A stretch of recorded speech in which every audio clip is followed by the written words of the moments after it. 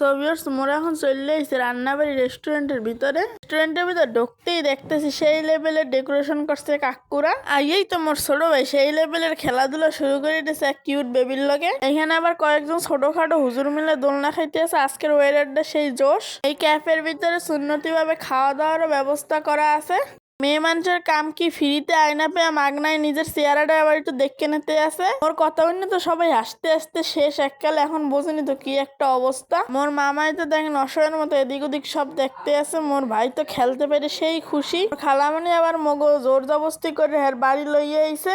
এই তো নাস্তা স্বরূপ শরবত নুডলস টুডলস দিয়ে শুরু করে অনেক জিনিস দিয়েছিল। এইটা হচ্ছে ভাজা সেমাই। মোর খালামণির হাতের রান্না সেই সুন্দর, সেই স্বাদ অপূর্ব পুরাই। এত সুন্দর খাওয়ান পেয়ে মোর মামাই তো মনে করেন চারটে চুট্টে পুরো সপ্তাহ খাইয়া লাইতেছে। মোর মায়ও আবার মোর ছোট বাইরে খাওয়াই দিতে আছে। আজকের এই ছোট্ট ভিডিওটা এই পর্যন্ত। আপনারা ভালো থাকেন, সুস্থ থাকেন। আসসালামু আলাইকুম।